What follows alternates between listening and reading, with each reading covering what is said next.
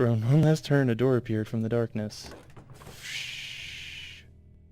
I opened it and went inside a small room. Do I have to remember what directions I went to go back? God, I hope not. Nobody was here except... Who's here? Oh, okay. That makes me feel a little bit better. Unless he's like, oh, there's a murderer in here. Let's go home. Shurik, who sat in the corner. Shurik. He stared at me with eyes full of terror. Ah, don't come near me. Shurik, it's me, Semyon. I won't give up so easily. What the fuck? He grabbed a piece of reinforced bar from behind his back and started waving it around. Shurik, what's wrong with you? Calm down. I forget his voice. I'm not even trying anymore. First you bring me here, then you take me through this mine, and now you're pretending to be Semyon?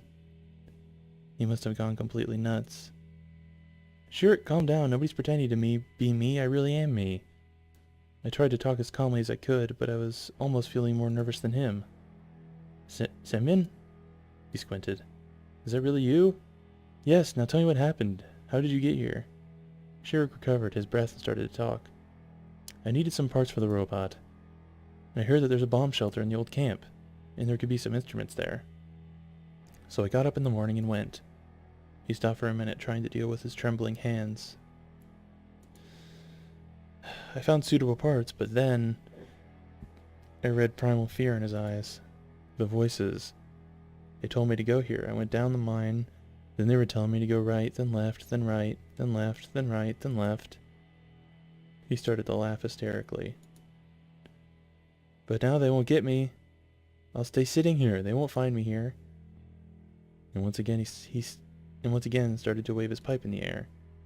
Shurik, there's no one there. I wasted quite a lot of time walking in the mine like you, but I didn't hear any voices. He fixed his eyes on me. Then you're with them. Don't... This is kind of playful music for a moment. That's legitimately terrifying me. Shurik rushed toward me. I was just barely able to dodge him. Bro. But the flashlight wasn't as lucky. Great. I took the full force of Shurik's blow. We found ourselves in complete darkness. Now it was my turn to lose my mind. What have you done, you fucking idiot? I lashed out with my hand in the direction where I expected Shurik to be, but to no avail. Now we will both die here. I got nothing but silence in return, and then a quiet, hysterical laugh. It's alright, that's fine.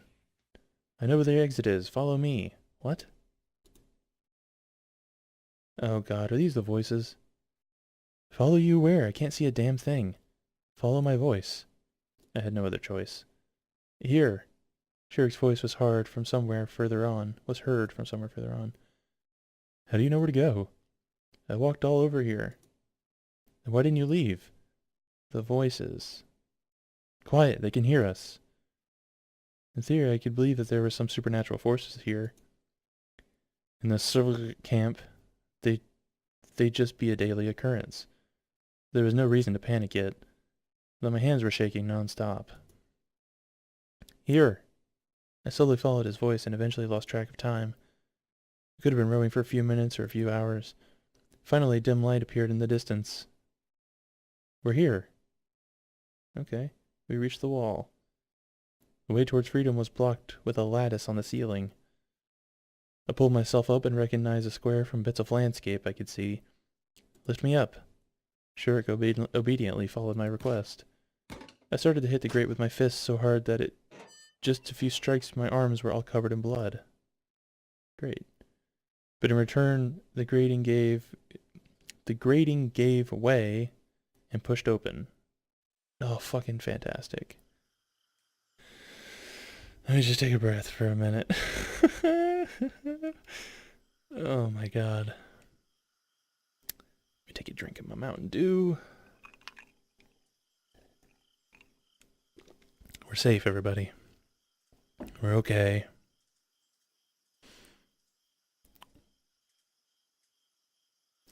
A minute later, we were out on the surface behind the monument of Genda.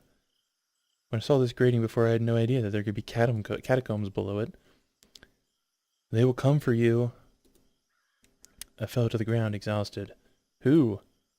They will come. Shirik said again and ran away. I was so exhausted that I could not even be bothered thinking about some voices or recalling the forsaken camp, the bomb shelter, or the mine. God, I fucking hate this guy. That's the last thing I want to see right now. Almost unconscious, I reached the camp leader's cabin. But I couldn't go to bed right away. Well, look who's here. Olga. I started tiredly, attempting to cut the explanation to a minimum. You said you were going for a walk, but instead... And I was going to call the police. And... Olga, can it wait until tomorrow? I'm really, really tired. The camp leader eyed me all over. Okay, fine. I was a bit surprised that she agreed so fast, but decided not to waste the opportunity and quickly turned the light off and darted under the covers. I don't like this pause right now. Oh, day 5. Okay. Alright. Okay. We ran. Ran with the last of our strength. Like those who run for their precious lives. Like a doomed person, knowing that there is no hope to save his life, will still fight the inevitable and his own fate. I barely managed to close the heavy metal door behind me. What? What? Fuck. Fuck. I have no idea how deep this bomb shelter is or if it's able to withstand a nuclear blast, but we have no other place to hide. She gripped my hand tight. Don't be afraid. Bits of the ceiling were falling and the walls were shaking. I was prepared for the worst. But death is the kind of thing that you can't be prepared for. But suddenly, complete silence fell. It rang even louder than the explosions. Maybe it's time to say goodbye. She was whimpering.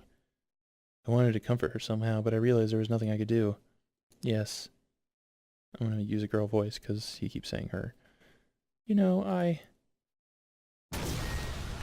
Shoot. A horrible bang almost split my eardrums. It seems that I'm under a piece of collapsed ceiling, but I don't feel any pain. All I wanted is to not let her go. Cool. Boy, we're having fun now. I woke up in a cold sweat, short of breath and grasping for air. It took me some time to come to my senses. It was a dream. It was just a dream. Just a dream. My questioning mind, however, refused to believe it. But who was that girl there with me?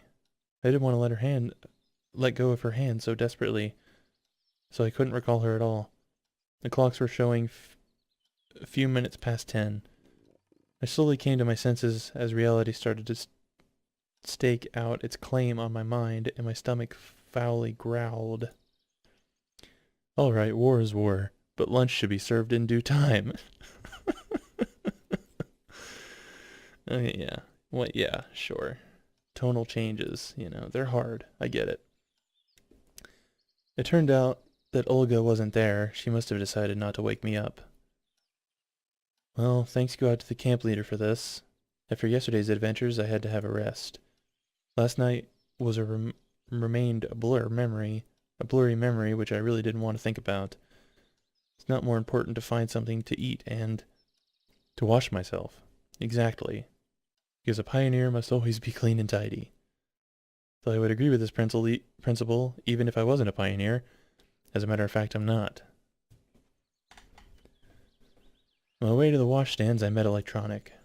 He started to wave his hands and ran up to me. Good morning. Thank you for finding Shurik. Without him, I don't even... It's nothing. I was a bit embarrassed. No, really, don't be shy. The country must be proud of its heroes. And what about Shurik? How did he look this morning? Is he all right? After yesterday's craziness, I thought such a question was completely valid. Yes, absolutely. The only thing is that he can't remember anything. Can't he? I wasn't surprised at all. Sure, why not? He says that he went to the abandoned camp yesterday and then woke up in his bed in the morning. I mean, he remembers nothing between those two events. I see. Alright then. You missed breakfast, right? Come to our club, we'll feed you. I have something special. Electronic smiled in a conspiratorial way. Thanks, I'll come, probably. I had to wash myself first. We'll be waiting. He waved at me and left to carry out his own business. There was nobody near the washstands. The water turned out surprisingly warm today. It's been warmed up already, I guess. Having my face washed, I realized that I couldn't be easy to wash the rest of my body here. Maybe I should go to the showers. But since there's nobody here, I turned the tap in such a way so water streamed parallel to the ground and I started to take off my clothes. What? What if somebody sees me? What does this mean? He's gonna wash himself at the sink? Why? Well, I rinsed myself, dry myself quickly, and put on my clothes. The water, which seemed warm on my hands and face, felt bone-chilling cold on my body. The whole washing process took no longer than 10 seconds, and I started to wipe myself quickly afterwards. But I didn't manage to finish anyway. There were voices coming in my direction up on the footpath. The only solution came to me in a split second. I grabbed my clothes and dashed into the bushes. Oh no, they're gonna see my willy. A moment later, Alyssa and Ilyana appeared near the washstands. You could have done it yourself. Why didn't you bring me here? I forget her voice. This is a different recording session. I always forget the voices. It's not a big deal for you. Fine, let me. I peered at them and noticed that they were both covered in red paint. Obviously. Look at all that red paint. What a surprise. I wonder how they managed that. Alyssa opened the valve and started to rub Ilyana's back. What the fuck? We're gonna go from the sheer terror that I was just in to watching two girls bathe each other. I fucking love it. Let's do it. Take off your bra. What if somebody sees us? What, is there anything to see? Oh damn, she grinned. Okay, just be quick. It's true that there wasn't much to look at, but even so, I stared at the girls narrowly. Yeah, that's not creepy. It was a pity that they were standing with their backs to me. A minute later, Alyssa managed to wash off all the paint. I'm done. Thanks. You're welcome. Alyssa replied lazily. This is fucking ridiculous. Listen, let me get yours. She pointed at Alyssa's bra. It won't fit you for sure. Well, I'd like to try anyway. But out here, there's nobody here, right? Ilyana looked my way and smiled archly. I was absolutely sure she couldn't see me in these bushes, but enough with the nonsense. Ilyana wasn't listening to her anymore and grabbed Alyssa's bra with a dexterous move instead. Now I had to confess I had something to look at. Ugh, God. I watched the two girls chase one another around the washstands with bated breaths. Oh, but now Alyssa covered her breasts with her hands so I could barely see anything at all. I leaned forward and stumbled over a stone, falling out of the bushes. Alyssa and Ilyana stood frozen, staring at me. I tried to cover my nudity with my guilty face. Oh, man. The tableau lasted for a few seconds, then Alyssa took her shirt and somehow put it on in an instant. You! Her face gone from red to purple. It looked like she would explode in a nuclear blast any second. The only thing I wanted was to disintegrate into atoms and get as far from epicenter as possible. He was sitting there the whole time! So she noticed me then. You! And I accidentally, if you know what I mean. Alyssa rushed at me.